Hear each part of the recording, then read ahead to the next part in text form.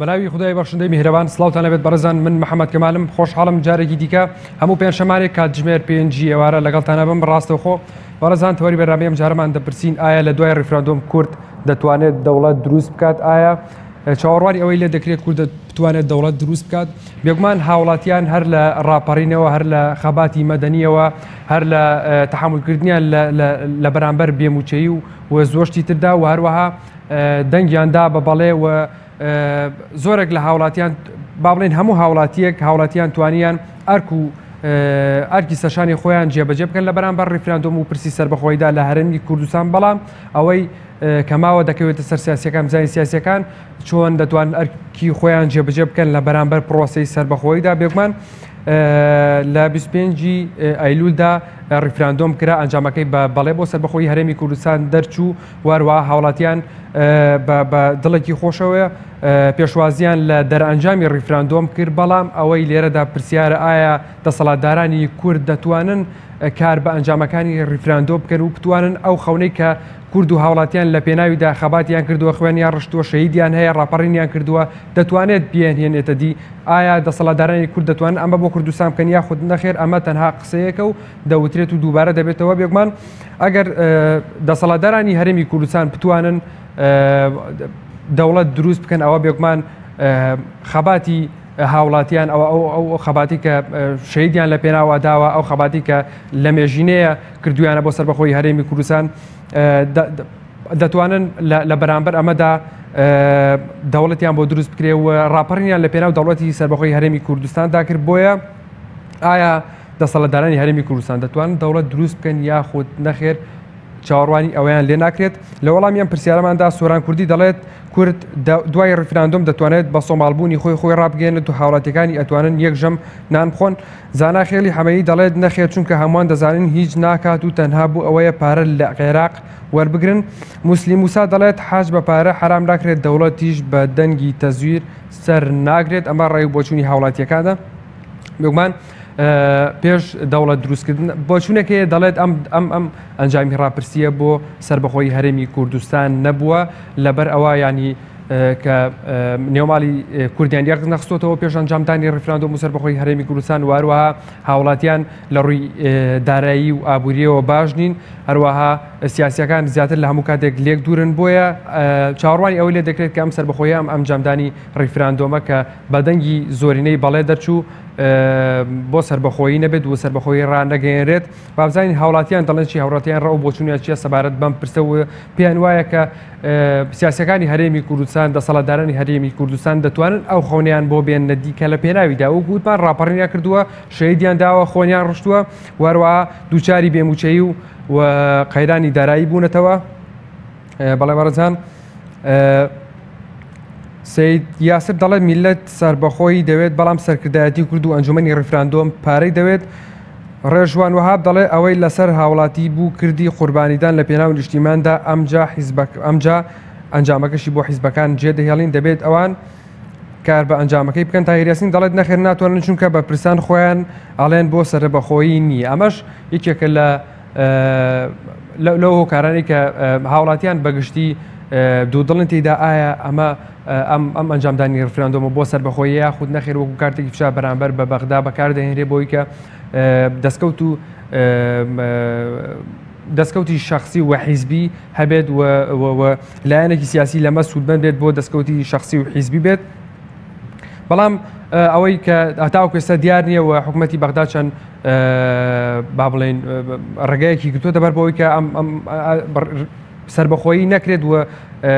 هەرێمی کوردستان سەربەخۆ نەبێت ئەوەی کە دەسەڵاتی سیاسی هەرێمی کوردستان دەڵێت ئەم ڕیفراندۆمە بۆ سەربەخۆیە بەڵام لە کردار وا نابینین واروە هەنێ قسە هەیە کە دەوترێت بۆ سەربەخۆی نییە و زۆر جاریش خۆیان دەڵێن ئەم ڕیفراندۆمە بۆ سەربەخۆیی نییە تەنها وەرگرتنی ڕێی هاوڵاتیانە و هەروەها دلیلیش بۆ ئەمە ئەوەیە کە هاوڵاتیان یان بەشک لەلایەنە یان با بڵێن پەرلەمانتاران ڕۆژنامەنووسان دەڵێن کە ئەمە پێش ئەنجامدانی ئەم ڕیفراندۆمە ئامادەسازی نەکراوە لە ڕووی ئابووری و سیاسی و هەروەها سەربازیەوە هەروەها نێوماڵی کورد یەک نییە لەبەر ئەمانە ئەم دەوڵەتە چاوەڕوانی ئەوەی لێ دەکرێت یاخود ئەنجامدانی ئەم ڕیفراندۆمە بۆ سربەخۆی هەرێمی کوردستان نەبێت لێرەدا گرنگ ڕێی هاوڵاتیانە بزانین ڕێی هاوڵاتیان ڕێیان چۆنە لەسەرمە وچی دەڵێن لەسەرمە پێیان وایە کە ئەم ئەنجامدانی ڕیفراندۆمە کە بەدەنگی زۆرینەی بەڵێت دەرچوو بۆ سربەخۆی هەرێمی کوردستان دەبێت یاخود نەخێر بۆ سربەخۆی هەرێمی کوردستان نابێت تەنها وەرگرتنی ڕێی هاوڵاتیانە بێگومان ئەگەر تەنها بۆ وەرگرتنی ڕێی هاوڵاتیان بێت ئەوە کارتی سربەخۆیی دەسووتێت واروەها ئەو کاریگەریە نابێت لە بەغدادا و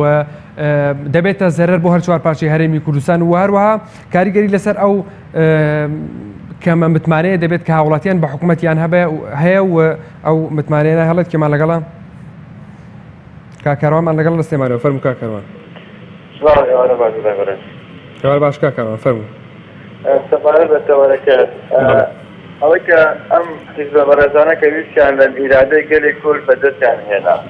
پێویستە ئەوەی کە دەمێنێتەوە تەنانەت ئەگەر حیزبە مەعارەزەکان بۆ هەموو کوردێکە لە دەسەڵاتی کوردی و حکومڕانی کوردی و دەوڵەتی لەم حکومەتەی هەرێما کە هەیە دوجار ئەو حیزبانش کە ناڕازن ئەو هاوڵاتیانش کە ناڕازین لە دەسەڵاتی ئەم برادرانێکە بەڕێ دەبن دوجار هەموو میلەت دەنگی کرد بە یەکێک و دەنگی درا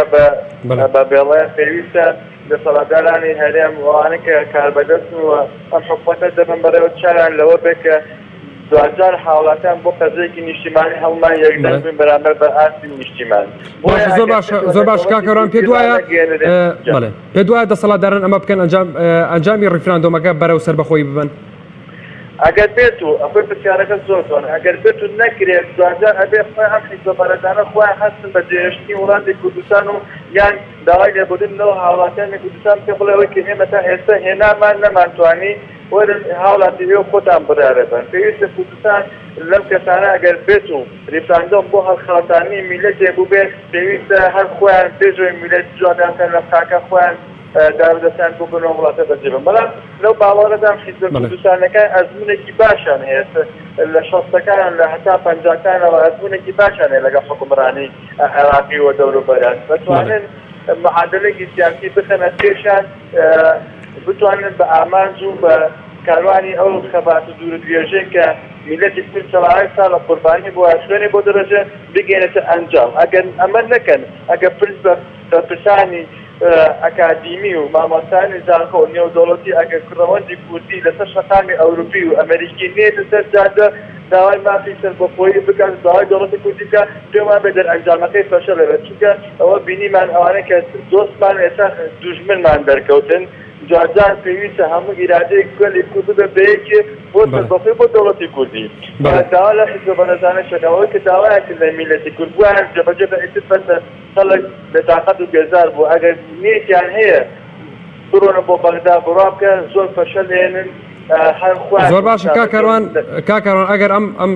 دەوڵەت ڕانەگەیەنرا ئەنجامی ڕیفراندۆمەکە بۆ دەوڵەت ڕاگەیاندن نەبوو بۆ سەربەخۆی هەرێمی کوردستان نەبوو تۆ وەکو هاوڵاتیەک پەیامت چی دەبێ بۆ دەسەڵاتدارانی هەرێمی کوردستان کە ماوەیە کە باس لە سەربەخۆی دەکەن و ئیتیهام بە هاوڵاتیان دەکەن و زۆر جار دادەبەزنیان قسە بەلایەنەکانی دیکە دەڵێن پێ دوای ئەگەر ئەمە نەکرێت تۆ وەکو هاوڵاتیەک پەیامت چی بێ بۆ بەپرسانی هەرێمی کوردستان پرسیارەکەی جەنابم وەڵام دا ئەم حیزبە بەڕێزانە پێویستە ئێستا هەرێم بەجێ بێڵن داوای لێبوردن لە خاکی کوردستان بکەن و لە هاوڵاتیانی کوردستان بکەن. بەڵێ سپاس بۆ کاکەڕوان سپاس بۆ پەیوەندیەکەت کاکەڕوان ئەمە ڕێی هاوڵاتیەک بوو پێوە بووکە دەبێت دەسەڵاتدارانی هەرێمی کوردستان کار بە ئەنجامی ڕیفراندۆمەکە بکەن و دەوڵەت دروست بکەن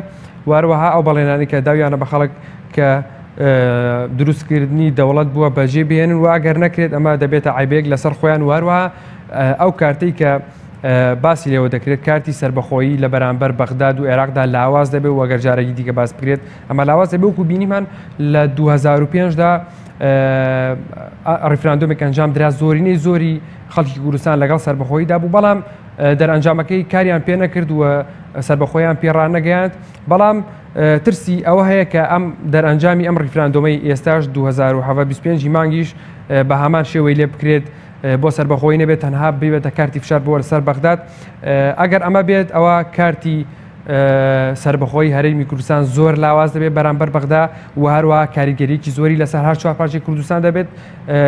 و هەروەها کاریگەری لەسەر ئەو متمانەیە دەبێت کە لە نێوان هاوڵاتی و حکومەتدایە کە ئێستا متمانەیەکی زۆر لاواز هاوڵاتی زۆر متمانەی بە حکومەتەکەی خۆی نییە و هەروەها ئێستاش دەبینین لە ئەنجامدانی ڕفراندۆمە ڕێژەیەکی زۆر کەم لە پارێزگاکانی هەرێمی کوردستان بەشداریان لەم ڕفراندۆمەی ئێستادا کرد بەڵام بە هەر حاڵ ئێستا ئەنجامی ڕیفراندۆمەکە بە بەڵێ بە دەنگی زۆری نەبووە لە سەدا 92 هێناوە ئایا ئەم دەنگانەی ئەمەی هاوڵاتی کردی ئەوەی لە سەرشانی بۆ هاوڵاتی کردی ئێستا تۆپەکە لە ساحەی سیاسیەکاندا ئایا سیاسیەکان دەتوانن ئەو خاونانەی کە هاوڵاتیان هەیەە کە سەربەخۆی هەرێمی کوردستانە بیهێنە دییا خۆت نەخێر ناتوانن تەنهامە بۆ فشارکردن بووە لەسەر بەغداد هاوڵاتیان چۆن لەم پرسە دەخوێننەوە چۆن لە سیاسیەکان تێگەشتون پێیان وایە کە ئێستا ئەنجامی ئەمە ڕیفراندۆمە بۆ سەربەخۆی هەرێمی کوردستان دەبێت یا خۆت نەخێر بۆ سەربەخۆی هەرێمی کوردستان نابێت تەنها وەکو کارتێکی فشارە بۆ دەستکەوتی حیزبی و شەخصیە تەنها و تەنها. بەڵێ بەڕێزان ئێوەش دەتوان لە تۆڕی کۆمەڵایەتی فەیسبوک لە پێیجی پێم تیڤی سەرنج و بەچوونی تێبینیەکانتان بخانە ڕووی یاخود بینێرن بێگومان من لێرەدا بەشەی دەخوێنەوە بەشێکی دیکەشی لەسەر شاشەی کەناڵی ئەسمانی پێیان بەدەر دەکەێت دووکو ئێستا کە دیارە وارووا دەتوان لە ڕێگە ژمارە تەلەفۆنەرێکە لەسەر شاشەوەیە پەیوەندیمان پێوە بکەن ئێمە و ئێوە گفتوگوی ئەم بابەتە ئەم تەوەرە بکەین زین هاوڵاتیان ڕێیان چییە هەر هاوڵاتیەک گرنگە ڕێی بۆچوونی خۆی هەبێت دڵنیام بووە بەشێکی زۆر لە هاوڵاتیان سەرنجیان لەسەر ئەم ڕیفراندۆمی ئێستا هەبووە و دوودڵێکی زۆر هەیە لە ئێستادا قسەی سیاسەکان بە شێوازێک لە شێوازەکان زۆر ڕوون نییە نادیارێکی پێوە دیارە کە زۆر جار دەوترێن بۆ سەربەخۆیەوە هەندێک سیاسی دیکە دەڵێن نەخێرەمە بۆ سەربەخۆیی نییە و لێرەدا گرنگ ڕێی هاوڵاتیان ئەبزین هاوڵاتیان چۆن لەمە دەڕوانن و پێیان وایە ئایا بۆ سەربەخۆیی یاخود بۆ سەربەخۆیی نییە. ڕێژوان وهاب دەڵێت ئەوەی لەسەر هاوڵاتیان بوو کردیان لە قوربانیدان و لە پێناو نیشتیماندا ئەم جاش سەرەی حیزبەکانە تای یاسین دەڵێت نەخێر ناتوانێت چونکە بە پرسان خۆیان ئەڵێن بۆ سەربەخۆیی نییە. ڕەجەب عەبدولغەفار دەڵێت عەبادی زۆر ژیرانە مامەڵات دەکات لە بری هێز و شەڕ ڕێکاری دەستووریەکان دەگرێتە بەر کێمە لەگەڵا کاک بڵندمان لەگەڵە لە هەولێرەوە فەرموو کاک بڵند برام ێوارە باش ێوارە باش کاک بڵند چاوەکەمی برام بەڕای من بەڵێ دەتوانن بڵێ پێ دوایە دەتوانن بڵێ دەتوانین ببینە دڵی سەر بەخۆ ئیشاڵە سەرک بازاری دەتە سەرۆکی کۆماری کوردستان. زۆر باشە کاک بڵند پێ دوایە ئەم کار بە ئەنجامی ڕیفراندۆم بکرێت بۆ سەربەخۆی هەرێمی کوردستان بێت یاخود دەخێت بۆ سەربەخۆی هەرێمی کوردستانی وەکو کارتێکی فشار لە بەرامبەر بەغدادا بەکارهێنرێ ئەگەر بۆ سەربەخۆیی نەبوو وەکو کارتێکی فشار لە بەرامبەر بەغدادا بەکاری هێنا تۆ وەکو هاوڵاتیەک پەیامت چییە بێ بۆ سیاسیەکان و چی ئەڵی لەم بارەیەوە؟ وەڵی بەڕای من ئەوە قسەی خاینەکانە. بەڵێ ئەوە قسەی خاینەکانی کوردستان ئەو دەنگی فشار زۆر باش کاک بڵند ئەگەر وا بوو ئەگەر ئەم شێوەیە بوو سەربەخۆی ڕانەگەێنراوە ئیشاڵە بەدەست چی دەینین. بڵێ ئەگەر بۆ سەربەخۆیی نەبوو پێ دوایان پەیامی تۆ چێ بێت بۆ ئەو سەرگردانی کە باسییان لە سەربەخۆی هەرێمی کوردستان دەکرد؟ پەیامی من ئەوەیە سەرۆک وڵاتەکە تا سەرۆک کوردستان بێ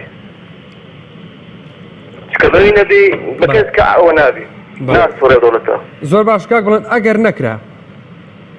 دەکرێت ئیشاڵە دەکرێت زۆر باش دەکرێت لە باسی ئەوەش بڕۆ یامەتیێن باشترە لەوەی. بەڵێ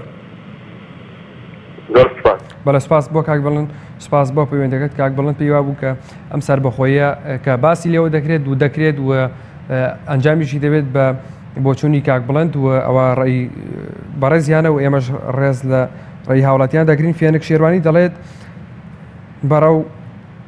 بەو هەڕەشانەی کە وڵاتان لێمان دەکەن بێگومانم کە سەربەخۆیی ڕناگەێنرێت. ڕێبەر عومەر دەڵێت نەخێر ناتوانن تەنها فریودانی خەڵک بووە. ئێلا ئەحمەد دەڵێت لەو باوەڕیانیم بتوانن دەوڵەت ڕابگەێنن. کاک ئەکرەممان لەگەڵ سی ساعتەوە فەرموو کاک ئەکرەم. بەڵێ کاک ئەکرەم فەرموو. ئەم کاتە باش باشتر بۆ بەڕێزت. وڵی کاتێک جامنەوەیە بە پاتێ شار زیادی ڕستیانجا هۆبەمەوە فەرموو. وڵام من دنیانم دێ بۆ ئەو مەڕێکە بێتوانە بەڵێ دنیانم دێ بۆ دایکی ئەو شەیدەکە بێنانە بەڵێ دنیانم دێ بۆ ئەو گەنجێکە ئاوارێ هەندەرانە بەڵێ دنیانم دێ بۆ خەسەخانە ژیا بێ دەرمانە دنیانم دێ بۆ قسمەتە شکستخوا دۆزنەکانە دنیانم دێ بۆ ئەجانان لە زیندانە لە کۆتا سوال بۆ ئەو شاتە جوانە ئێوە بەڵێ سپاس کاگەگرم پێت وایە ئەم ڕیفراندۆمەی ئێستا بۆ سەربەخۆی هەرێمی کوردستان بێت و بۆ ڕاگەیاندنی دەوڵەتی کوردی بێت من ئەوەم خەڵکی کوردستان هەتا ئەمانە لەسەر حکم بن ژیانیان وەکو پەنجاوە جەزەقی دادەین. بڵێ کاگەگرم ئەگەر ئەنجامی ڕیفراندۆم دەرەنجامەکانی ڕیفراندۆم بەکار نەهێنرا بۆ سەربەخۆی هەرێمی کوردستان پەیامی تۆ وەکو هاوڵاتیەک چی دەبێت بۆ بەرپرسانی هەرێمی کوردستان؟ وەڵڵی کاکە من ئەڵەم گریان دێ بۆ ئەمە ڕێکە دێسوانە ئەمە خاڵمان نییە درا بە ڕێزەکەم. بەڵێ کۆتا سپاس دەکەم ئەرەکە بۆ خۆیەتی مافیاگەریە. بەڵێ سپاس بۆ کاگەکرم سپاس بۆ پەیوەندیەکەت کاک ئەحمەدمان لەگەڵ لە چەمچەماڕەوە فەرموو کاک ئەحمەد. برای بەڕێزم کاتت باشتر بۆ بەڕێزی کاک ئەحمەد فەرموو. دەستخۆشی بەرنامەکە لێکەم. زۆر سپاس دەکەم. بەڕێزەکەم بەڕێز دەڵێ ئایا دوای ڕیفراندۆم ئەگا بە دەوڵەت نەخێت تۆ پێ دوای ئەم ڕیفراندۆم بۆ ڕیفراندۆمە کوا بۆ دەوڵەت بوو مەسەڵیاتەکەم ڕیفراندۆمە بۆ دەوڵەت تەنها بۆ خۆدەستێکی پارتی بوو بەڵام من زۆر زۆر وەکو خۆم پێم ناخۆش و کە بەڕێستان وەکو جەماعەتی پەیام بەژاریتان کرد وەکو جەماعەتی کۆمەڵ بەژاریتان کرد لەو ڕیفراندۆمەیە. بەڵێ کاک ئەحمەد بەس بەڵێ کاک ئەحمەد کۆمەڵی ئیسلامی بووە بەشداری کرد لە دواسەتەکانی ڕیفراندۆمدا بەشداری کرد بوو کەوەی کە پێشتر ڕاگەیاند بوو کە بێ زەمینەسازی بۆ دەوڵەتی کوردیان ئەنجامدانی ڕیفراندۆم بکرێت وەروە کۆمەڵی ئیسلامی بەڵێ کرد بۆ ئەوەی کە دەوڵەتێکی سەربەخۆ ڕابگەێنێت کە یاسای تێدا پێشێن نەکرێت مافی هاوڵاتیان بدرێەوە موچە و بودجەی هاوڵاتیان دابین بکرێت و بدرێت و پێداویستی و داخوازەکانی هاوڵاتیان جێبەجێ بکرێت بۆ ئەمە بەڵێ کردنەک بۆینە خۆ ڕاشی گەیان بڵێ. بەڕێزەکەم من پێشمەگەیەکەم بەڕێزم بەڵێ گیان من پێشمەرگەیەکەم ئێمە لەو لیوایشین تقریبا 6,000 پێشمەرگەین قەسەم بەخوا هیچمان نەکمان بە پەنجەی خۆمانەدا هەر هەمی خۆیان گویان داوینم تەختەکیانە کاکە گیان ئەمەکەی بۆ ڕیفراندۆ برا بەڕێزەکەم بە هەر بەرزانی بۆ دەمی خۆیان بێ ئێمە تەنها ئەمە بۆ سنوور زیاکردنەوە نییە ئەم ڕیفراندۆ دەوڵەت یانە سنوور زیاکردنەوە. بەڵێ هیوادارم ئێوەش لەگەڵ ئەو ڕایانە بن دەستخۆشی لێ بەڕێستەکەم. زۆر سپاس دەکەم کاک ئەحمەد جەنابەت لەبەرچی با بڵێن پارێزگاری لە خاکی کوردستان دەکەیت لەبەرەوەی کە دەوڵەتێکی سەربەخۆمان هەبێت؟ بەڕێزەکەم من سوێن بەخوا تا مانگێکیش بەر لە ئێستا لە ناخی دڵمەوە ئەگەر مەحەشیاندا دێت ئەم کرد پێشمەگاتی مەکرد بەڵام گەلی کورد لەگەر ڕێزم بۆ هەموو کەسانی کەوا ژووی لێم هەمووی دروەکە قەسەم بەخوا تاقی ڕاز نییە دا بەڕێزەکەم ئەمە تەنها بۆ خۆ دەرسێژی سوێن بەخوا بۆ پارتی بوو تەنها بۆ یەکێتر نەبوو ئەمە کەی دەوڵەت دوازێ. زۆر باشە کاک ئەحمەد ئەگەر لە چەند ڕۆژی داهاتوودا ئەگەر زانیمانیان ڕاگەێنرا ئەم ئەنجامی ئەم ڕیفراندۆمە بۆ دەوڵەتی سەربەخۆی هەرێمی کوردستان بەکار ناهێنرێت پەیامی تۆ وەکو پێشمەرگەیەک چیە بێت بۆ دەسەڵاتدارانی هەرێمی کوردستان کە زۆر جار پێشمەرگەیان کردووەتە قەڵغان بۆ فەساد و گەندەڵەکانی خۆیان کە ئیستیبزار بەناوی پێشمەرگەوە بەزەورە داوامەیە ئەلە داوام من داوا لە شێکم ئەمە هەمووی دزە کاتێکە بێکی داوکەکە دژوێ دەبژێ منە پێوە هەزار گەندڵیان سەکانی من هیچ سودێکی نییە من تەنها بەزەورە داواکار نەخۆکە بەخۆزا بە هیچ شتێک دەنگ نەدەن دەبڵێ و من وەکو کوردێک هەتا سەرێک بە خۆدی خۆم سادمانم بەڵام وەڵڵا ئێمانە بۆ دەسەڵاتی بەتەنها بۆ دزی گەندەڵیانە بۆ سۆژیانی بەخوا. باشە کاک ئەحمەد ئەگەر نەکرام دەوڵەتە ئەگەر ئەنجامی ڕیفراندۆمەکە بۆ دەوڵەتی کوردی ڕانەگەیڕیان کاری بۆ نەکرا جەنابەت پەیامت چی دەبێت وەکو پێشمەرگەیەک بۆ دەسەڵاتدارانی هەرێمی کوردستان پێیان دەڵێ چی؟ من دڵنیاتەکەم من ئەگەر ڕۆژێ لەسەر دەستی ئەم زاران و بوو بە دۆڵە حەزەکەی من دێوەکەی کەناڵەکەی دۆستەری خۆمەکەم مەپەدا سوێن دەخواز چۆن نەزانم نای خۆم کاک ئەحمەد ئەواشە زانم نابێ بە دەوڵەت بەڕێزەکەم دەوڵەت بەدەست ناکرێت دڵنیا بە من پێشمەرگەیەکەم ئەزانم لە خوارەوەسەرێتە کەرەنەوتە درێسەنی مامەڵان لەگە داعشا کرد ئەمانە دەوڵەت نابن بەڕێوە من هیچ داواکارێکم نییە سوێن داواکاری کاتی ئینسان نتوانێت داواکاریگە کە ژێ لێ بژیە. سپاس بۆ کاک ئەحمەد سپاس بۆ پەیوەندیەکە دیمە یۆکمان ڕێز لە ماندووبوونی جەناب تەگرین وەکو پێشمەرگەیەک کاک سالارمان لەگەڵە لە سلێمانیەوە فەرموو کاک سالار. گیانەکەم سەلام عەلەیکوم. عەلەیکوم ئەسسەلام کاک سالار. بەڕێزگیان من بە شێوەیەک لە شێوەکان با بڵێن خۆشحاڵم ئەگەشبینیە کە بینم کە خەباتی سیاسی کورد خۆناغێکی تێپەڕاندووە جاران کە لەم زروفا یعنی با بڵێن گرجەکان زۆر بوون لە جیاتی گرت بۆ زمانی چەک و شەڕ و یعنی زۆر بە قورسی بەس الحەمدولله ئێستا حیزبە سیاسیەکان گەشتوونەتە هەستێک کە با بڵێن زۆر کەوتوونەتەوە لە زمانی زبن هەرچەند با بڵێن لە تەفاوت نییە بەڵام داواکاری لە حیزبە سیاسیەکان کە بە حەقیقەت با بڵێن مراعاتی هێمنی و ئارانی بکەن بەڕاستی سەرانی بەتایبەتی سەرانی حیزب سیاسیەکان نەبن بە سەبەبی زیاترگرزی ظروفەکە اینجا پێویست ئەم ڕیفراندۆمە ناوەکەی وایە کە بۆ سەربەخۆیی کوردستان بێ ئازادی بۆ کوردستان دەست بۆ ئێمە پێش مەسەلەکان بکەوین گومان تەشکیک دروست بکەین بڵین بۆ وانە لە مستەقبەلە دەرئەکەوێ ئایا ئەگەر وا بوو یان وانە بوو ئەگەر هاتووە بەتایبەتی پارتی دیموکراتی کوردستان کە ئەم سەڵاحی بەکارهێنا. بەڵێ کاک سەرار سپاس بۆ پەیوەندیەکەت بوورە من هەرۆنە من دەرفەتە بوو کاک مستەفامان لەگەڵە لە کەلارەوە فەرموو کاک مستەفا. بەڵێ کاکە سەلام عەلەیکوم. عەلەیکوم سەلام بەرنامەکەتان زۆر سپاس دەکەم کاک مستەفا. پیرۆزبایی سەرکەوتنی ڕشاندۆی تەوەی کورتادیەکەم. بەڵێ. با ئێمە تۆ دێ بشینە خۆمانە بەلای بەڕێزم مناڵێت بچووک لە عەرەبستانە بچۆ سەر تۆڕە وڵایەتەکان هەزار قسەی ناخۆش شتمان پێەکە. من خۆم لە 1970 تا کوردستەکە لەگەڵ فێدی شتمانی کوردستان سادەی 250 دارم لێ نەکردە بەڵامەکۆم بۆ ئەم ڕازدەمە ڕۆیم بە سەربەرزی دەنگشمدا و دەنگشەدا نەکو هەردەنگدان خێشە بەخشم با ئێمەش ئەم دەرفەتە بێنێتەوەی کورد بدێنێ مەسعود بەزانێ هەر هەموو نەتەوەکە بەڵێ بەلای بەڕێم. کاک مستەفا گیان ئێستا دەرفەت درراوە بە سیاسیەکان یعنی هاوڵاتیان جەنابەت وەکو هاوڵاتیەک ئەو ئەرکەی لە سەرشانت بوو جێبەجێت کرد باشە ینی دەنگە داوە بەڵێەوە لەگەڵ سەربەخۆی هەرێمی کوردستاندا بووی ئێستا دەبێت سیاسیەکان کار بەو ئەنجامە بکەن کە ڕیفراندۆم کار بە ئەنجامی ڕیفراندۆ بکەن بۆ سەربەخۆی هەرێمی کوردستان پێ دوایە سیاسیەکان توانای ڕاگەیاندنی دەوڵەتی سەربەخۆیان هەیە ئایا ئەرگ لەسەر ئەوانە ئێستا ئەرگ لەسەر هاوڵاتیان نیە هاوڵاتیان ئەرگی سەرشانی خۆیان جێبەجێ کرد پێ دوای ئەوان بتوانن دەوڵەتی سەربەخۆی بۆ کورد دروست بکەن. برای بەڕێزم با ئینسان سەریح لە شتەکانە بەڕوونی بۆ وازەحی یەکێتی حیزبێک بەس بە تەنیا توانێتی بەرامبەر پارتی دیموکراتی کوردستانی کردە ئەوانیش بەش بوونە بەداخەوە ئەم جارە فرسەت دەنە کاک مەسعود فەرقی نییە ئێمە ئیسرائیلیە کاک مەسعود بێ هەر کێ بێت مناڵێک لەسەر بێشکە دێ بەس دیفاع بکە لە کورد من دەنگێنە دەمێ خوێن ئەڕێژم لەسەری ماڵ و مناڵم ئامادەم خنجێر بخەمەولی سێل بڕم لە پێناو کوردستانە دەرفەت دەنە کاک مەسعود برا گەورەی ئێمە ڕێزی دی ئەکرین مستەفا سپاس بۆ پەیوەندیەکەت ببوورە کاک مستەفا من هەرۆنم دەفە دەبوو باوکی یوسف لە سلێمانیەوە لەگەڵمانە پێمەوە بێت بەڵێ باوکی یوسف ئەم کاتەدا باشتر بۆ بەڕێز باوکی یوسف بەڕێزی دەخۆشی بەرنامەکەتان دەکەم زۆر سپاس وەڵڵاهی برام هەمووی درۆکن هەموو حیزبەکان درۆکن کەسی بۆ کوردی نییە کەسیان بۆ کوردیان نیە هەمووی بۆ مەسلحەتی خۆیەتی. بەڵێ پێ دوایە ئەنجامی ئەم ڕیفراندۆمە ئێستا بۆ مەسلحەتی حیزبی بەکارهێنرێت وەک لەوەی کە بۆ مەسلحەتی هاوڵاتیان و بۆ دەوڵەتی سەربەخۆ بەکار بهێنرێت نەخێر بۆ مەسلحەتی خۆیانە و بۆ مەسلحەتی هاوڵاتیان نییە هاوڵاتیان باویدوانی مامۆستا ئەوایە خۆی خەتای هاوڵاتیانە خەتاکە لە حکومەت نییە من نایکە بە خەتاکە لە حکومەت لەبەرەوەی هاوڵاتیان لەسەر باویدوانی مەکتەبەکرێتەوە مامۆستا غەسوە لەسەری بچێتەوە دەوام بکە ئەگەر مامۆستا باید دەنگی نەدایە لەم هینانە دەنگیان نەدایە حکومەت چیەکە خەتاکە لە حکومەت نییە خەتای خەڵکەکەیە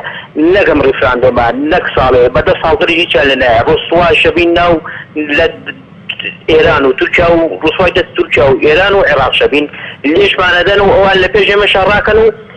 قوربەسەرەکە بەس بۆ فەقیر دەبێ بۆ هیچ کەسی کەدابێ. زۆر باشە باوکی یوسف ئەگەر دەرەنجامەکانی ڕفراندۆمیان ئەنجامەکانی ڕفراندۆم بۆ سەربەخۆی هەرێمی کوردستان بەکار نەهێنرا جەناب دووک و هاوڵاتیەک پێیان چی دەبێت بۆ سەرکردایەتی سیاسی کوردستان بۆ سەرۆکی حکومەت و بڵێ بۆ سەرۆکی هەرێمی کوردستان کە ئەم قواستۆتەوە بۆ خۆیان و باسی لێوە دەکەن و کردویانە بەنای خۆیانەوە. والله بەڕێزم پەیامیش من چییە پەیامی من هیچ بیز نییە پەیامی منی ئەوەیە شخصی خۆم نەچوومە سەر سوورقانی دەبێن نەخۆم لە ماڵ و مناڵم نەمێش بڕۆن وتم والله ناڕۆن دنیا هەستێ ئەحدم کردو لەگە خۆی خۆمە هەتا من مابێتن بە مرکەزیان نەکەم بۆ کوردی خیانەت بۆ کوردی خۆفرۆش بۆ کوردی نازانم بلم چی ینی نازان بە قورعان کە من ناکەم خۆی گەورە یەهودی بنی بەهودی خەڵکدا بەس بە کورد خەڵک نەکردایە. بەڵێ سپاس بۆ کاک یوسف سپاس بۆ پەیوەندیەکەت کاک یوسف دایکی ئەحمەدمان لەگەڵا دەکەوە فەرموو دایکی ئەحمەد. ئەم کاتت بەرز باشتر بۆ بەڕێز دایکی ئەحمەد. شوانی بەڕێز باشی زۆر سپاس دەکەم. زۆر سپاس. دەستخۆشیتان یەکەم لەو بەرنامەیە بەڕاستی داواکارم هەمووی دەستێک بین ئینشاڵڵا سەرکەوتووە بین دەستخۆشی لە هەموو لایەکەکەم بۆ ئەم ڕفراندۆمە هەوڵە دەین هەمومان ئینشاڵڵا باش ببین و ئەومان دەستێک ببین و ئەمان دەستێکترێ بگرین تاکو کورد سەر بکەوێت و داواکەم لە حزبەکان و لە هەموو لایەنەکانش هەمووی ببن بەیەک بەناحەز دڵی پێمان خۆش نەبێت و بە چاوی دژمیان چۆرکەین وهەڵ بدەین دەست بین ئەو نەلێ من ساتیم ئەو بڵێ من یەکێتیم ئەو بڵێ من کۆمەڵم هەرمی یەک دەست بین هەمووی بابوو کورد ئیشکەین کەس بۆ مەسلحەتی خۆی ئیش نەکا دەست خۆشیتان لێکەم بەڵە سپاس بۆ دایک ئەحمەد سپاس بۆ پەیوەندیەکەت کاک تاریقمان لەگەڵا لە هەولێرەوە فەرموو کاک تاریق السلام عليكم وعليكم السلام ورحمة الله باش احوالك زۆر سپاس دەکەم کاک تاریق کاکە وڵای من داواکاریەکم هەیە بەڵێ فەرموو داوا لە کاک مەسعود دەکەم بەڵێ کوردەکانی هەر سال پاردەی کوردستان سەرکردەکانی کوردەکانی هەر سال پارتی کوردستان خڕکاتەوە بەڵێ اعلانی کوردستانی گەورە بکەن تا چی دەبێ با ببێ خۆلەوە خراپتر نابێ بەڵێ اعلانی کوردستانی گەورە بکەن دەست بکرێ بە مزاحرات و ڕاپەڕی لە هەموو شار و شارستانی کوردستانی تورکیا سووریا ئێران زۆر باشە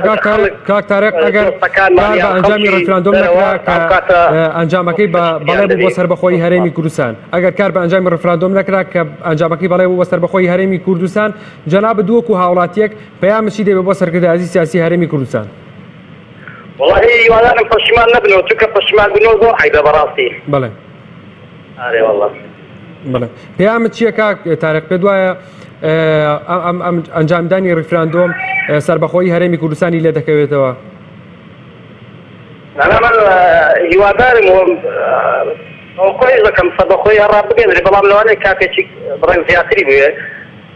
بەڵام ئێمە تەحەدای هەموو عالەم بکەن بێگزاری ئەعلانی سەربەخۆی کوردستانی گەورە بکەین هەر چوار پارچە و بەیەک دەوڵەت و داچی دەڕوو دەدا با ڕوو بدات بەڵێ سپاس بۆ کاک تاریق لە هەولێرەوە لەگەڵمانە سپاس بۆ پەیوەندیەکە شەوقیە خانمان لەگەڵە لە کەرکووکەوە فەرموو شەوقیە خان بەڵێ سەلام عەلەیکم عەلەیکم السەلام ورحمەة الله چۆنی برای بەڕێز زۆر سپاس دەکەم باشی سپاس چاوی من حەزەکەم گوێم لە بەرنامەکەت بێ کە قسە بکەین شەوقی خان پێت وایە ئەنجامدانی ڕیفراندۆم کاتێک ڕیفراندۆم ئەنجام درا و ئەنجامەکەی بە بەڵێ بوو بۆ سەربەخۆی هەرێمی کوردستان کاتێک ئەم بەڵەیە بۆ سەربەخۆی هەرێمی کوردستان نەبوو هاوڵاتیەکان بۆ داوای سەربەخۆی هەڵێمی کوردستانیان کرد و سیاسەکانمان سەربەخۆی هەرێمی کوردستانیان ڕانەگەاند و بەدڵی هاوڵاتیەکانیان نەکرد جەناب بدووەکو کەرکووکیەک وەکو هاوڵاتیەک چ پەیامێکت هەیە بۆ سەرکردەکانی هەرێمی کوردستان ئەگەر دەوڵەت ڕانەگەیەنرا کار بە ئەنجامی ڕیفراندۆم نەکرا بەڵێ بەڵێ هەردوو چاوکەم وەڵا پەیامی من ئەوەیە بەڵێ بەڵێ پەیامی ئێمە کە کوردین هەموو کوردی کەرکووکی بە هەموو کوردستانەوە ئێمە حەز ئەکەین ئەم ڕفراندۆمە کە سەرکەوتووە شانازیە بۆ هەمووان شانازیە ئێمە لە ژێردەستەی ئەو بێگانانە دەرچوینە چاوی من عیبە بۆ ئەو کاک ئەحمەد کە پێشمەرگەشە نانا ببورە شەوقی خان ببورە ناوی کەس نێرە شەوقی خان شەوقی خان ببورە سپاس بۆ پەیوەندیەکە شەوقی خان سپاس بۆ تۆ بەڕێزان ئێمە ڕێگە نادەین ببێتە جواب و جوابکاری پەیوەندیەکان بدرێتەوە کاک ئەحمەدمان لەگەڵە لە هەولێرەوە فەرموو کاک ئەحمەد ئەلو باشی برام زۆر سپاس دەکەم والله میزانم بەس دەرم بەڵێ بۆ کوردستان بەڵێ کاک ئەحمەد بەڵێ پێما بێت کاک ئەحمەد پەیوەندەکەی داخراوە پێما بێ خۆی قەتعی کرد بەڵێ کاک ئەحمەد لە چەمچەماڵەوە پێما بێت دووکو پێشمەرگەیەک ئەو قسەی کرد و ڕایگات من لەگەڵ دەوڵەتی سەربەخۆی هەرێمی کوردستان نیم ئێمە پێشەوەی کە خۆمان دەنگ بدەین دەنگمان بۆ دراوە جەنابیان وەکو پێشمەرگەیەک ڕایگەیات کە لەگەڵ ئەو دەوڵەتە دانین کە بۆ ستەمکار و مەبەستی حیزبی و شخصی لە پشتەوە بێت ئەوان لەگەڵ دەوڵەتێکان بەرگری لە خاک دەکەن لەبەرەوەی دەوڵەتێک دروست بکرێت کە مافی هەموو وڵاتێکی تیا بدرێت ئەو ئەم ڕیفراندۆمەی کە ئەنجام دراوە بۆ دەوڵەتی سەربەخۆی هەرێمی کوردستان بێت وتی ئەگەر ئەمەنە بێت من لەگەڵی دانیم شەوقیە خان پێوێت بە نوعێک لە جۆرێک لە جۆرەکان تێگەشت بوو کێمان لەگەڵا کاک ڕێبازمان لەگەڵا لە هەولێرەوە فەرموو کاک ڕێباز دەستخۆشی بەرنامەکەتان لێ دەکەم زۆر سپاس دەکەم حکومەتی کوردی ئەوەی خەڵک کردی بۆ سەربەخۆی بە بەڵێ هەموو کەس کردی بەڵام لەسەر زۆر هەموو خەڵک پەشیمانە لێ کە دەنگیان بە بەڵێدا فەرموو با سەربەخۆی ڕابگەێنن دیاڵەدێ فەرمووەوە خەڵک بەڵێی کرد فەرموو سەربەخۆی ڕابگەێنن ئەوە عەرز و ئەوە گەس دیاڵەدەی فۆرمێکی کە ئەگەر ڕاستەکە نەگەداشی دووەکان نەگاوە ببوورە کاک ئەحمەد ببوورە تەفسیرمەکە ببوورە کاک ئەحمەدەوە جەنابەت تعبیر لە کەسایەتی و شەخسیەتی خۆ دەکەی ببوورە کاک ئەحمەد ئەگەر ئەوڕێم توان پەیوەندیەکەی قەتە بکەن ببوورە کاک ئەحمەد کاک ڕێباز ببوورە ئێمە تەشویق قبوڵ ناکەین وەوە تعبیر لە کەسایەتی خۆت دەکەی کێمان لەگەڵە کاک ئازادمان لەگەڵ سلێمانێ فەرموو کاک ئازاد باشی برای بەڕێزم زۆر سپاس دەکەم کاتێکیان من زۆر تابەیە بەرنامەی بناسم کردووە زۆر لە برادەران قسە لەگەڵەکەن ئەوانەی کە دژی با بڵێن نەخێرن جەنابەت مەجالیان پێ نادێ ئەوەیش کە لەگەڵ نەخێرە مەجالی پێدی قسە بکات جەنابەت دووکو بەڵێ کاک ئازاد بێگومان وانی ئەوانەی کە باس لە سەربەخۆی هەرێمی کوردستان دەکەن بەڵێ ئەوانەی کە جەناب دەڵێ لەگەڵ بەڵێیانەوە من جیاوازیەک نبینم و درک بەی جیاوازیەک ناکەم بەڵام هەندێک جار هەیە ئەوانەیە تەشیرەکەن و باسی لایەنێکەکەن هەنێک لایەن با خیانەتکار بناودێن بۆیە منی زۆر دەفەتیانە جەنابیشت ئازادانە و بەبێ تەشیر قسەی خۆت بکە بزانە مەجال تێمیان باشە من دەڵێم ئەگەر ڕفراندۆم بۆ سەربەخۆی کوردستان دەلاب تا ڕاستان چێ کاتە بە خۆتان وشت بەکەسانەوە بەڵێ ئێمە حیزبەکەمان لەگەڵ سەربەخۆی هەرێمی کوردستاندا بووە بەڵام سەربەخۆیەک مافی هاوڵاتی موقفشان چیە کاتە بەڵێ موقفشان چییە جەنابتان ئەگەر بۆ سەربەخۆی بوو کاک ئازاد ئەگەر پرسیارەکە دووبارە بکەیتەوە ئەڵێم ئەگەر ڕفراندۆم چەلات بارزانی دۆمی ئەعلان کرد ڕفراندۆمەکە نەتیجەکەی سەربەخۆیی کوردستان ئەو کاتە جەنابتان موقفشان چییە بەرامبەر بەو ئەی پێ وایە کۆمەڵی ئیسلامی کە چەند ساڵە خەباتی شەقی کردووە لۆ پێناوە دەشەیەدی داوەوە حیزبی دروست کردووە لە پێناو سەربەخۆی هەرێمی کوردستاندا نەبووە یعنی ئەگەر هەر کەسێک هەژلانێک سەربەخۆیی ڕابگەێنێ ئەگەر پرسیار لەسەر کەسایەتی سیاسی ژێ بێمە لەگەڵی دادەبی سوپاس بۆ کاک ئازاد سپاس بۆ پەیوەندیەکەت بەڵێ کاک ئازاد سپاس بۆ پەیوەندیەکەت ببوورە کاک ئازاد ئێوە لە حیزبی ڕێیسی جا نابوونەوە خۆتان ئێوە بوونەتە سێ بەش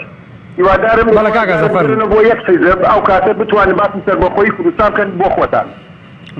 برای بەڕێزم بەڵێ کاک ئازاد ئێمە لە 2004ەوە باسی سەربەخۆی هەرێمی کوردستانمان کردو ینی چۆن لەگەڵ سەربەخۆی هەرێمی کوردستاندا نابین ئێمە دەڵێن دەرگەڵەوە بوو باشە دەستان لە خستە ناوچەتی یەکەوانەیە هەمووتان بە یەک دەنگ داوای سەربەخۆییانە کە لەگەڵ هەموو حیزبەکانی کوردستانە زۆر باشە کاک ئازاد کۆمەڵی ئیسلامی ڕاگەیاند دەنگ بدەن و ئەنجامەکەی بخەنە سەر ئاستۆی ئەو کەسانەی کە زەمینەسازیان بۆم ڕیفراندۆمە نەکرد جەنابەت ئەگەر وەکو هاوڵاتیەک با منم پرسیارە دێ بکەم کاک ئازاد وەکو هاوڵاتیەک ئەگەر دەوڵەتی سەربەخۆی هەرێمی کوردستان ڕانەگەهێنرا هەڵوێستی جەنابەت چی دەبێت وەڵایی من ئەڵێم لەگەڵ ئەمیری حیزبەکە تا با هەردووکمان ڕاوەستن باوە بە یەک تووشێک بنێ بە مێشکی منەوانێ ئەگەر ریفراندۆم بۆ سەربەخۆی و بەڵام ئەو کاتە منیش دوو کەلیمە قسە لەگەڵ ئەمیری حیزبەکە دەکەم بەڵێ سپاس بۆ بە مێشکی منەوە بەڵێ کاک ئازاد بە هەر دوێنێ سەرۆکی هەرێمی کوردستان و سەرۆکی حکوومەتی هەرێمی کوردستان ڕایانگەیان کەمە بۆ جیابوونەوەی سنوور نییە بۆ سەپاندی ئەمری واقع نییە یعنی ئەمە قسەکانی خۆیان ئەویان لێ دەخوێنرێتەوە کە سەربەخۆی هەرێمی کوردستان ڕاناگەێنرێ ینی ئەمە گاڵتەکردنیە بە شعوری خەڵک باڕۆبینەرا جوان لێدە کاک جەلابی سەرۆک بارزانی گوتی ئەم ڕفراندۆمە ئێستا بۆ جیابوونەوەی سنوور ینی ئێستا ئێمە نامانێت سوورجاکەین و ڕاستە و خۆ ئێمە دەمانێت دەنگی گەلی کورد بە ئازادی دەنگی خۆی با بۆ نەخێرا بۆ بڵێ ئێمە تەنها ئەوە دەکەین نامان تۆ ئەمڕۆ ئێمە داوای جیابوونەوەی سنووری کوردستانەکەین برای بەڕێزم بەڵێ کاک ئازاد بانە بێتە جەنابی لە خوتبەکەی ئەمە بۆ گوتی ئێمە داوای جیابوونەوەی سنوور ناکەین ئێمە داوای ڕفراندۆمەکەین کە دەنگی گەل وەربگرین زانی دەنگی گەل تا چەند ڕادە بۆ بەڵێ بۆ نەخێرە تەنها ئەوە بووە برای بەڕێزم بەڵێ کاک ئازاد ڕفراندۆم هەموو دنیا ئەزانێت لە هەموو دنیای ڕفراندۆم کاکە بۆ جیابوونەوەی دەوڵەت و بۆ جیابوونەوەی سوید بەڵێ کاک ئازاد سوپاس بۆ پەیوەندیەکەت کاک ئازاد بە شێوازێکی دیکە قسەیە کرد بێگومان ئێمەش لەگەڵ سەربەخۆی هەرێمی کوردستان و کۆمەڵی ئیسلامی پێشمەرگەی هەبووە و شەیدی داوە لە پێناو سەربەخۆی هەرێمی کوردستاندا ئیتراش کەسێک هەر لایەنێک سەربەخۆی ڕابگەێنێت ئێمە دەستخۆشی لێ دەکەین بەڵام پێشەوە دەبێت زەمینەسازی بکرێت ئەو کەسانی کە سەربەخۆی ڕاگەێنن وەڵێ پیاوی سەربەخۆی بن بەڵێ کێمان لەگەڵە کاوامان لەگەڵ لە چەمچەماڵەوە فەرموو کاکاوە باشتر بۆ بەڕێزت کاکاوە دەستخۆشی داوەرەکەت لێکم زۆر سپاس دەکەم بالنسبة برنامجتنا من هیوادارم رمزیان بۆ مەکرا و عاکسی خەڵکی بۆ جوڵێ براوە هەتا سێبووە و هیچ لایەنێکی شۆم دەستۆتە نەکاتەوە داڵێن دەستۆتی تایبەتەوەی ئەوە کارمەسوول تەنها بڕیارەکەی لەسەرداوە خەڵکی یاریمی کوردستانێتەوە مەتەنگی بەڵێ ڕێکخراندنیان سەرکووە من خۆم مستەسوکارێکی ئەنفاڵ کە 4 کەس تەنها لە ماڵی خۆمان ئەنفالە ئەوە من ئەوەیە وای لە مسلۆکە دەنگ بەڵێ بزەم نەکوم باڵم بە بڕیارێکی حیزبی بێ و بکرێتە دەستکەوتی حیزبی وەک بێنێ پێش ڕادیۆ ڕێکخراندن لە شاری سلێمانی بە بەرزکردنەوەی ئاڵای پارتی بەداخەوە لە کەناڵی ڕوودا و کە تانگەفی بخۆی بانگەشە بەوە دەکات ئەم ڕێکخراندنەوە نەکرێت بە حیزبی هەر خۆشیانەوە قسەکەی خۆیان ئەشکێنن ئەوە خەڵکی هەرێمی کوردستان ئەوە تەنها پارتی نییە ئەوە تەنها یەکێتی نییە و کۆمەڵ ئیسلامی نییە و هیچ حیزبێ نییە بۆیە داواکارم وازە ماقلێتە و ئەم حیزبایەتیە و ئەم شاچێتیە بێنن بۆ ئەوەی یەکگرتوو بین هەمومان بەرامبێت بە عارەب بێت و ڕێکخراندنەوە سەر نەخرێت من وەک خۆم وایە بینم کە هیچی کەمتر نابێت لەو خیانەتە گەورانەی کەوا بەسەرم میلەدیان هێناوە ئەم حیزبانە. بەڵێ سپاس بۆ کاکاوە سپاس بۆ پەیوەندیەکەت کاکیوەمان لەگەڵە لە بازیانەوە فەرموو کاکیوە. ئەم کاتەوە باش برای بەڕێزم باشتر بۆ بەڕێزت کاکیوە دەستخۆشی وەتەوەرەکە سڵاو لە بەڕێستان زۆر سپاس دەکەم کاکیوە. ئایا کوردای ڕێکخراندنەوە ئەتوانێت لە بۆچی سەربەخۆ ڕابکەوێت بە قەنەعاتی من ناتوانێت ڕێگەێنێت. بڵێ براشی گرەکەم هەموو جیهان وڵاتانی زرێت زراوسی و دۆستانی کوردمان بە تایبەتی لە سیاسەکان زۆربەیان لە 180یان هاواریان بوو برا بە ڕێزەکەم دەوا لە سەرەکی هەرێم کە دەوڵەتی کوردی ئێستا کاتی نییە ڕێکخراندن کاتی نییە ئێمە شەڕێک عاشقانین ئێمە دیان کێشەی قەیرانی و سیاسیمان لە هەرێمی کوردستانە بەداخەڵ پێمان دێ ناتوانێت گەیشتن کاتیا سەربەخۆی بەدەست بێنێ و توانێت لە عێراق جیابێتەوە ئەوە تا حکومەتی عێراقی بە ئاشکرا هەڕەشەمان دێکا برای شیرینم. بڵێ وازانێ ئێمەی سیاسیانی وازانێ بەڕەمەدارانی عێراق وەکو پەرلەمانتارەکەی هەولێر وایە ڕۆژێ دایخە ڕۆژێ بیکاتەوە برا بە ڕێزەکەم پەرلەمان بەرزترین باڵایە باڵای جێگا دەرکردنی یاستا و شەرعێتی هەرێمی کوردستانە بەرهەمشکۆنی هەزاران شەهیدی ڕۆڵێم میلەتەیە برای بەڕێزم. ئەوان پەرلەمانانێ پەرلەمانەمان کارای ئەوان هێشتیش بە یاساکەن ئەتوانە مەتار وەڵداکە بەتوانە برسیماکەن ئێمەی کورد ئەبێ بە زەبری چەکەوە حەقە وەرگرین برای شیرینم بەڵام ئێستا کاتی نییە وڵاتانی زرهێر هاژێرە باش کاکیوە پێت وایە ئەنجامی ئەم ڕیفراندۆمە بۆ سەربەخۆی هەرێمی کوردستان نیە تەنها بۆ دەستکەوتی شەخسی و حیزبی تاگە کەسێک یان حیزبێکە برای بەڕێزم لە ڕاستیان ڕێکخراندۆم ڕاپرسی ینی ڕاپرسی بۆ سەربەخۆیە بۆ دروستکرد نایخۆ بۆ حەفرە شاعیر نیە برای بەڕێزم حکومەت بە شاعیر فەرقێ تێر نایە حکومەت دەوڵەتداری خوێنێ خەفاتی برای شیرینم تۆ زۆر بەداخەوە. بەڵێ سپاس بۆ کاکیوە سپاس بۆ پەیوەندیەکەت کاک سەفینمان لەگەڵا لە هەولێرەوە فەرموو. السلام علیکم. وعلیکم السلام ورحمة الله کاک سەفین. کاک سەفین فەرموو. باشی برایەکەم. زۆر سپاس دەکەم. زۆر سپاس وەڵای کاکە بۆ ئەوەی ڕێکخراندۆمە بەڕاستی قسەیەکی زۆر جوانت کرد. ڕاستەکەی ئەوەیە ڕێکخراندۆم بە پیاوی مرد دەکرێت با بزانم بەو نوعە سەرکردانەی ئەو حیزبانە بەڕاستیم لەوەیە بەخۆی هەر قسەکەی جەنابێ نەکرێت. بەڵێ ئارە وەڵا من خۆش لە جەنابشت دەکەم هیوادارم نێڵی هەندێک بەعزە کەسەیە قسان دەکەن بە سەرکردەکان ئێمە قسەمە یەک سەرکردیانە بەڵام بەو سەرکردانی ئێستا ناکرێت ڕێکخراندۆمە. بەڵێ کاک سەفین پێ دوایە بڵێ کاک سەفین پێ دوایە سەرکردایەتی سیاسی هەرێمی کوردستان ئەو نوخبە سیاسی کە ئێستا باز لە سەربەخۆی هەرێمی کوردستان دەکەن و هاوڵاتیان کۆ دەکەن ئەوە بانگێشە بۆ سەربەخۆی هەرێمی کوردستان دەکەن پێ دوایە لە ئێستادا کار بە ئەنجامی ڕیفراندۆمەکە بکەن کە بە زۆرینەی دەنگی بەڵێ کۆتایی پێهات پێ دوایە کار بەم ئەنجامە بکەن و دەوڵەتی سەربەخۆ بۆ کورد و بۆ هاوڵاتیان ڕابگەێنن. بەخوای برای من بەخوای دەستاریان نێبراوە و بۆ خوای نەوتیان نێبراوە دەنا بۆ خوای نەوت و پاریان هەبێ کەسە لە بلا من ڕستە ساریان نەدوابێت. بەڵێ ئارە وەڵا ئەوە ئەمن بەخوای ئەوە ڕاستەکەیە. بەڵێ ئارە وەڵا بەڵێ کاک سەفین پاریان نێبراوە. بەڵێ پێ دوایە چۆن دەبێت دەوڵەت دروست بکرێت هەندێک لە پەرلەمانتان و ڕۆژنامەنووسان پێیان وایە دەبێت زەمینەسازی بۆ بکرێت. بەڵێ تەواوە. بڵێ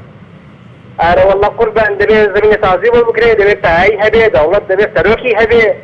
قوربان هەموو شتێکی پێویستە ئەو وڵاتە چۆن نەسخۆرە هەر ئێستا ئەوە ئێستاکەنە نە ئاو هەیە نە کارەبا هەیە نە مۆلیدە هەیە نە ڕێسی هەیە ئێستا ئەو ماوەکە ڕەزیستا بوو دەنا ڕێسی هەر نەبوو. بڵێ یعنی چه هەیە وەرە چه هەیە کۆ مەعاشی مامۆستایان کۆ مەعاشی خاننشینی ئەمن دابم ئەمەی خۆی کردو مەعاشی هەر بەتە ئەوە ژێر ناگرێت. بەڵێ سپاس بۆ کاک سەفین سپاس بۆ پەیوەندیەکەت کاک سەفین کاک کامەرانمان لەگەڵا لە سلێمانیەوە کاک کامەران ئەم کاتت باش فەرموو ئەو کاتم زۆر سپاس دەکەم کاک کامەران بەڵێ بەڵێ بەڕێزەکەم ئەم حیزبانە بەبوو دینی خۆیانە بەبوو مادەی خۆیان هیچ کەی تێگەشی براکەم بەڵێ ئەلۆ بەڵێ فەرموو گوێبیستی دەنگ جەنابم کاک کامەران بەبوو مادەی خۆیانە هیچ بۆ ڕخاندەوە بۆ دەوڵەتی کوردی نییە و بەبوو مادەی خۆیانە مەجموعەی حیزبی خۆن لەسەر کوشتەکان هەیمێن ناڵێ تێگەشی برازەکەم بەڵێ زامن پێزارێک بۆ جەنابتان بۆ حیزب کوردەکان زۆر عیب بۆ کەناڵەکان و بۆ حیزب کوردەکان و بە تایبەتی جەنابتان وەکو دامەتەی تاڕبەکەتێکی ئەبیا لە ڕسالەکە فاتێکی دراسەکەتاکیدا جلسە دەرسی بۆ ساختەکاریوانە ئەبیا دەنگتان بۆ ڕسالەکەدایەوە هەموو حیزبەکان ئیسلامەکان بەڕێز دەکەم کاک کامەران ئێمە دەنگمان یان کۆمەڵی ئیسلامی دەنگی بەوەدا کە با بڵێن دەوڵەتێک بێ دەوڵەتێکی کەسی و شخصی و حیزبی نەبێت دەوڵەتێک بێت لە پێناو هاوڵاتی دەبێت و کار بۆ خزمەتکردنی هاوڵاتیان و مافەکانی هاوڵاتیان تێدا بکرێت نەک دەوڵەتێک بێت کە مافی کەسی و حیزبی و شخصی تەنها ئەوەی بەلاوە گرنگ بێت واروە ڕاشی گەیاند دەنگ بدەمە بەڵێ و ئەنجامەکانی بخەنە سەر ئەستۆی ئەوەی کە باز لە دەوڵەتی سەربەخۆی هەرێمی کوردستان دەکات چەند لایەنێک بەڵێ کاک کامەران أخبرت ذكر أول دولة كردية في الوارث حزب مزرعة حزب وقف قدري هالشيء صار ثمانية من الأشياء بيض هذا اللي بنا بفايد فوق ذكر خلاص هي ذكرناني وريناني باينة بخاطر وفاة ذكرتني شو قلنا بله بەڵێ سپاس بۆ کاک کامەران سپاس بۆ پەیوەندیەکە دایکی یحیامان لەگەڵە دایکی یحیا ئەم کاتت باش ئایا پێ دوایە دوای ڕیفراندۆم کورد دەتوانێت دەوڵەتی سەربەخۆ ڕابگەیەنێت براکەم تۆ هەر بەڕاست ئێوە پێتان وایە دەنگی بەڵێ سەرکەوتووە بەڵێ ئەنجامەکان یان بەڵێ ئەنجامەکە بەڵێ بەسەر نەخێردا سەرکەوتووە بەڵام ڕێژەی ئەوانەی کە دەنگیان نەداوە زیاترن لەوەی کە دەنگیان داوە ئەگەر بێت و 4 ملیۆن و نیویش بێت کەواتە ملیۆن و نیوێک لەگەڵ بەڵێ بووە ئێوە چۆن دەڵێن یعنی من زۆرم پێسەیرە کاتێک دەڵێن دەنگی بەڵێ سەرکەوتووە با حکومەت خۆی نەخەڵەتێنێ بەڕاستی خەڵکێکی زۆر زۆر لەگەڵی دانیە دایکی یحیا بەڵێ دایکی حیوانێک کە دەنگیان داوە بەڵێ و دەوترین لە میدیاکانەوە کە دەنگی بەڵێ وەکو جەناب دەڵێ زۆرینی زۆری ئەوانی کە بەشداریان نەکردووە لە دەنگەکان لە دەنگی بەڵێ و نەخر زیاترن دایکی یحیا پێ دوایە ئەنجامی دەنگی بەڵێ ئەوانەی کە دەنگیان داوە بە بەڵێ پێ دوایە سیاسەکانی هەرێمی کوردستان بتوانن دەوڵەتیان بۆ دروستکەن و خەونی لە مێژنەی گەلی کورد بهێننەدی پێ دوای ئەماکەن هاوڵاتیان بە شێوازێک لە شێوازەکان ئەرکی سەرشانی خۆیان تاوا کورد ئێستا سەرەی سیاسیەکانە پێ دوای ئەمە بکەن والله ئەوان نەیانتوانی 4 ملیۆن خەڵکێکە دەنگی بەڵێ بدا بۆ هەموو تەزیریشەوە باوەڕ ناکەم بە هیچ جۆرێک بتوانن ئەو حکوومەتە جێبەجێ بکەن بەڵێ چی وای لە تۆ کردووە بڵێ دایکی یحیا والله تر خۆ خەڵک ساڵ ئێستا خەڵک تێگەیشتۆ خەڵک چاوی کراوەتەوە خەڵک هەموو ڕاستیەک دەبینێ جوان جوان دیارە ینی ڕۆژ دیارە شەو دیارە پێویستە پەنجەی بۆ درێژ بکەیت بەڵێ بەڵێ سپاس بۆ دایکی یحیا سپاس بۆ پەیوەندیەکەت کاک ئاواتمان لەگەڵە لە سلێمانیەوە فەرموو باشتر بۆ بەڕێز کاک ئاواتیان کارگەکیان من ئەم دەوڵەتە کوردی خۆمانەوە لە بەڕاستیە هیچ ئەنجامێکی نابێ و فرۆشتیان بڕوا بێکرد و ئەوەی کە کورتبەرۆ لەگەڵی پێخۆش نییە باشە بەیانێکی ئێمە دەوڵەتێکمان هەبێت ئەوە کردن دەوڵەتێکمان ڕاگەن دەوڵەت بە دەوڵەت کی ئازانێت لەگەری دوو تێ نەفەنەبێت کی ئازانێت داهاتی وڵاتە ساڵە لەکوێ ئەخ باشە من چی چۆن دەڵم بە دەوڵەتی خۆش نەزانم داهاتی ئەم وڵاتە چەند و خەڵکی ڕۆژ بە ڕۆژ برسێتی بەڵێ ئەخر ئەم دەوڵەتە چۆنە ڕۆت ئەوان خەڵک یانی خەڵک زۆری بۆ هاتووە ئەمڕۆ خەڵک زۆری بۆ هاتە تەماشاکەی وەڵڵاهی خەڵک بەعام زۆر خەڵک زۆری بۆ هاتووە لە نەبوونەیە باشە دەوڵەتی کوردی کوا کار داهاتەکە لەکوێ کات زۆر باشە کاک ئاوات قسەکە ئەمەیە یان پرسیارەکە ئەمەیە ئایا کار بە ئەنجامەکانی ڕیفراندۆم دەکەن کە دەنگی بەڵێ و دەنگی زۆری نەبووە کە سەربەخۆیی هەرێمی کوردستان ڕابگەن و دەوڵەت بۆ خەڵکی هەرێمی کوردستان دروست بکەن ئایا پیان وە پێ دوایە ئەمە دەتوانن بکەن دەتوانن ئەمە بکەن برا بەڕێز دەکەم بە دڵنیایوە ئەگەر ئێمە ئەوە 20 ساڵە ئەوە 25 ساڵە ئەوە 26 ساڵە ئێمە امتحان کراوە خەڵک امتحانەکەی بۆ دەرکەوتووە ئەم سەرکردای کۆمەڵێ سەرکردا هەیە بڕوا بێ دڵنیا بە نەمی لە بێوێ نە وڵاتانێ یانی بۆ هەموو کەس دەرکەوتووە پاش 25 ساڵ خەڵک بۆی دەرئەکەوێت تەماشاکە لەوە پێچیانە فرۆشتا میلەتی ئەمە ئەوە سەرکردەی ئێمە فڵان کەس هەبوو بۆ لای فڵان ڕێز وڵات هەبوو بۆ لای فڵان تەماشاکە یەک وڵاتی لەگەڵانیە یەک کەسی لەگەڵانی ئێ باشە تۆ ئەم هەموو شاعیری تۆ چی و فرۆشتە ئەم میلەتە کەسێکی لەگەڵانیە ئەم ئەوە سەرۆک وای کرد و سەرۆک ئەمەی کرد و فڵان خەیتەوەی کرد کوا کەسمان لەگەڵانیە میلەتی لەگەڵانێ ئێ باشە کاکە کوا داهاتمان لەکوێ ئەوە کابرا عبادی لە بەغاوەڵێ کوا داهاتەکەی لەکوێ ئێ باشە تۆ ئەوە شەرمەزاری نییە بۆ داهاتی ئەم وڵاتە 20 ساڵە لە خەڵکی کوردستانی ساری بۆ کاکە حەز من یەقەمی کاکە بەیانەکی مەسعود بەرزانی بێکم بە بەڕێزمان جەلال زوو بێتەوە بەڕێز نێوشیران زوو بێتەوە بەڕێز مامۆستا عەلی باپیر بێ مامۆستا سەلاحەدین بێ کاکە پەرلەمان هەیە ئێمە پەرلەمان هەبێت داهات چێتە پەرلەمان کاکە بس یەقەم سەرکردانەی نییە کاکە من هەوڵاتیەکم ئەمەوێستە داهاتی ئەم وڵاتی من بچێت پەرلەمان بچێتە پەرلەمان بە شەفاعەت تەوزیع کرێ بەناو کۆمەڵگە و میلەتە حکمداری و حکمڕانی بەڵێ سپاس بۆ کاگاوات سپاس بۆ پەیوەندیەکەت کاگاوات بوو رە منەوەرەم دەرفەت هەبوو دایکی ساکارمان لەگەڵ لە هەولێرەوە فەرموو دایکی ساکار السلام عليكم. عليكم السلام ورحمة الله دايش ساكر. يا تجار من هذه الوقت كنت أمن رأيكم درب فرام. بلى. برأي من براسي أو لو عبر الرمانة لو كاتا لو زور تناسل زور تسينا فوتا. كنت أعزايا رأي خوي بس السيد درب فرام. من أمريكا كساتة إسلامي سبقنا الدولة الإسلامي. في سبيل الدولة كمان هذيك أتى أعلام بكنا وخلطتنا بين الجيش من تاريخنا كما عايز بينا أما أجر بس ما لنا بس يجري هذا هم ما يجري أما بس نيجي خلنا تيجي هاي هم ناظر نيجي بخنا عارف زۆر باش دایکی ساکار پێ دوایە سەرکردە سیاسیەکان ئەوانەی کە باز لە سەربەخۆی هەرێمی کوردستان دەکەن و کەرنەڤاڵی بۆ دەکەن و زۆر جار پروپاگاندەی لە پێناودا دەکەن پێ دوایە کار بە دەرەنجامەکانی سەربەخۆی یان دەرەنجامەکانی ڕەفراندۆمدا بکەن کە سەربەخۆی بەڵێ بۆ سەربەخۆی هەرێمی کوردستان زۆرترین دەنگی بەدەستهێناوە. هم كانت حجرية سبخودي. أما في رأي أي تشتغل مستقبلنا أسمع خطارنا عارف الأخوة دولة الكردية غير كبير القرآن ما لبدادني. أصل عدالة ما لبدني. أنا مسلمة براسي أتجرح كرمانا جد برأي من غلط من عقوبتها. بله. بله سپاس بۆ دایکی ساکار شادیە خانمان لەگەڵ لە ڕانیەوە فەرموو شادیە خان. ئەم کاتە باش شادیە خان. ئەم کاتێک تۆش باش توای خان لەکەکە. زۆر سپاس زۆر سپاس. بەزم هێبەتەوە بجەناب سوپای کارمەندانی کەناوە جوانەکەی ئاسمانی بکەم. زۆر سپاس. سەبار بە ساڵەکە. بەڵێ. ئەم ڕەشاندەمەکە ئەنجام درا وەکو بۆ خۆشم ڕەنگیان بووە کە ئەم ڕەشاندەمە شەرمێ لە ڕەشاندەمەکە ڕاستەوخۆ دەوڵەت ڕابگەیاندێ هەروەها دەوڵەتێکیش ئەگەر هیچ کەس یعنی هیچ سامە دەوڵەتەکان زانی پیانەنە بەدەوڵەت حساب ناکرد دەوان. بەڵێ. بەڵێ پێ دوایە کار بە ئەنجامەکانی ڕیفراندۆم کرێ خاد و شادیە پێ دوایە سەربەخۆیی هەرێمی کوردستان دەسەڵاتدارانی سیاسی هەرێمی کوردستان سەربەخۆیی بۆ میلەتەکەیان فراهم بکەن یا دابین بکەن یان ڕابگەێنن. بەبوورەوانە پرسیارەکەتون نەگەشتم. شادیە خان پێ دوایە شادی خان ببوورە پێ دوایە سەرکردایەتی سیاسی هەرێمی کوردستان کار بە ئەنجامەکانی ڕیفراندۆم بکەن کە زۆرینەی دەنگ بە بەڵێ دەرچوو. وەڵاهی ڕاستەکەی لە ئێستا پێمان گومانێکی زۆر زۆر لەسەر ئەنجامەکان هەیە چونکە لەگەڵەوە ڕۆژێکی زۆر نەخێریش هەبوو بەڵام ئیتر ئەوە هیچ ئەنجامراوە پێشپەڕی بەڵام پێم وانە یعنی